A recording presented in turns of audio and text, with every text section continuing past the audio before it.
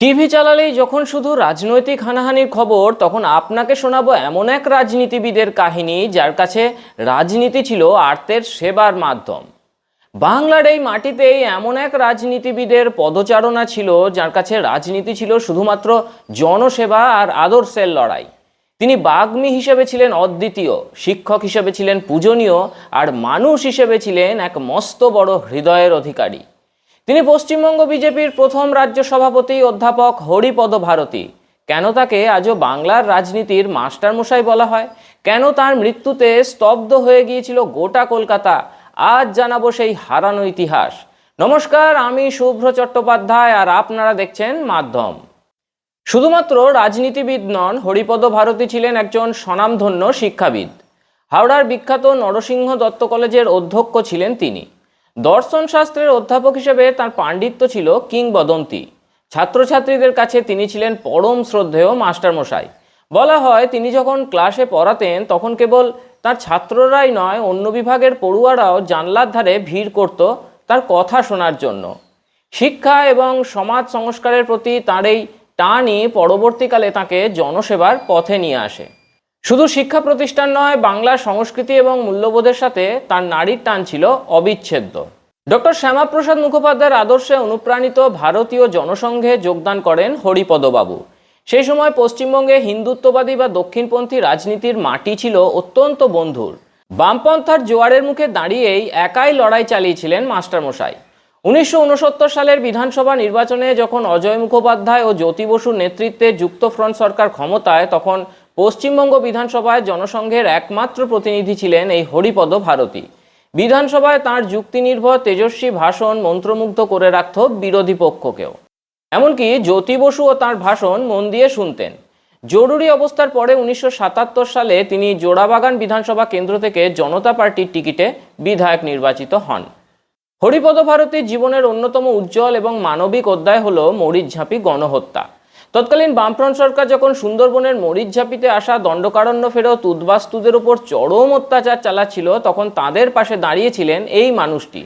পুলিশি ঘেরাটোপ উপেক্ষা করে তিনি নিজে নৌকা নিয়ে ত্রাণ পৌঁছানোর চেষ্টা করেছিলেন। উদ্বাস্তুদের ওপর হওয়া নারকীয় অত্যাচারের কথা তিনি প্রথম জাতীয় স্তরে তুলে ধরেন। তার এই লড়াই ছিল জাতপাত বা রাজনীতির ঊর্ধ্বে, এক খাঁটি মানবিকতার লড়াই। এই চারিত্রিক বৈশিষ্ট্যের কারণেই তিনি সাধারণ মানুষের কাছে দেবতুল্য হয়ে উঠেছিলেন। 1980 সালে যখন জনতা পার্টি ভেঙে ভারতীয় জনতা পার্টি গঠিত হলো, তখন সর্বসম্মতিক্রমে পশ্চিমবঙ্গ শাখার প্রথম সভাপতির দায়িত্ব দেওয়া হয় অধ্যাপক হরিপদ ভারতীকে। অটল বিহারী বাজপেয়ী এবং লালকৃষ্ণ আদবানির অত্যন্ত আস্থাভাজন ছিলেন তিনি, কিন্তু নিয়তি ছিল নিষ্ঠুর।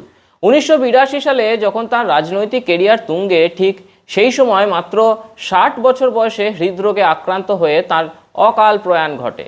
তার এই আকস্মিক প্রস্থান পশ্চিমবঙ্গ বিজেপির জন্য এক অপূরণীয় ক্ষতি ছিল।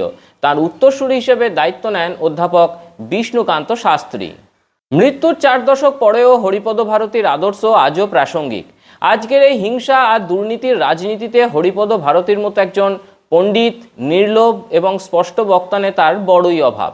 তিনি প্রমাণ করেছিলেন যে উগ্রতা নয়, বরং পাণ্ডিত্য আর মানবিকতা দিয়েই মানুষের মন জয় করা সম্ভব। বাংলার রাজনীতির এই মাস্টারমশাইয়ের অবদান তাই আজ ভুলবার নয়। 2026-এর প্রেক্ষাপটে দাঁড়িয়ে যখন নতুন করে বাংলার ভাগ্য বদলের কথা হচ্ছে, তখন হরিপদ ভারতীর মতো ভূমিপুত্রদের আদর্শই হতে পারে পথের দিশারি। আপনার কি মনে হয়, অধ্যাপক হরিপদ ভারতীর মতো নেতা কি বাংলার রাজনীতিতে আর তৈরি হবে? তার সম্পর্কে কোনো কাহিনী কি আপনাকে অনুপ্রাণিত করে? কমেন্ট বক্সে আমাদের জানান।